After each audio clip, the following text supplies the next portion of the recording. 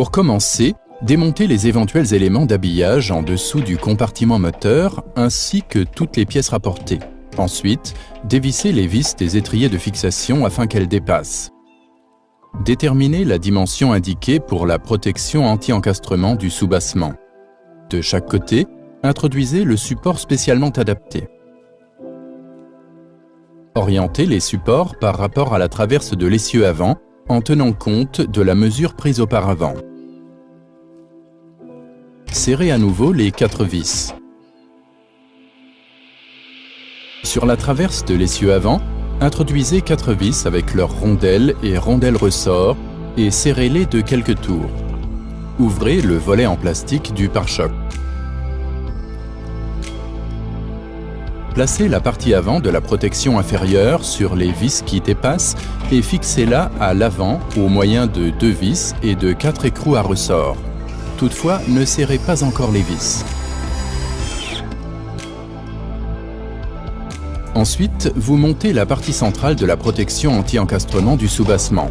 Placez-la sur les vis qui dépassent et fixez-la au moyen de 6 vis pourvues de rondelles et de rondelles ressort. Ici également, ne serrez que légèrement. Alignez la partie avant sur la partie centrale et serrez les vis de la tôle du milieu.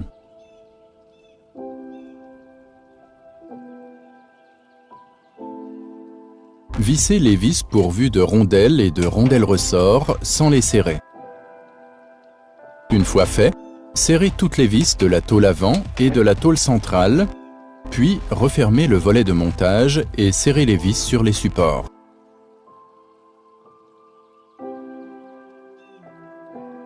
Placez les 2 étriers de fixation sur la traverse arrière. Vissez ensuite les 2 vis centrales garnies de rondelles ressort et de douilles de quelques tours dans les étriers de fixation. Pour le montage de la partie arrière de la protection anti-encastrement, vous avez besoin de l'aide d'un collègue ou d'un outil de montage approprié.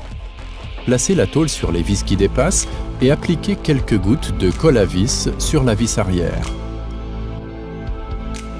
Vissez la vis garnie d'une rondelle ressort, d'une rondelle, d'une douille et d'un écrou, sans la serrer.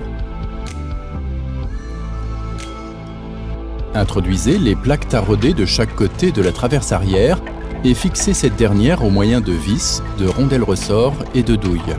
Mais auparavant, appliquez ici aussi quelques gouttes de colle à vis. Dévissez à nouveau les vis au milieu de la tôle arrière et enduisez-les également de colle à vis avant de les réintroduire.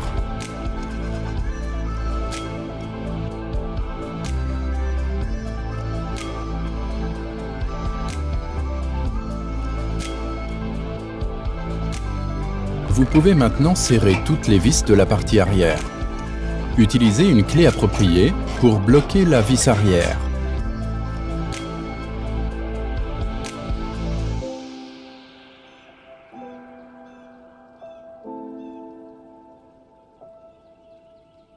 Le montage est alors terminé.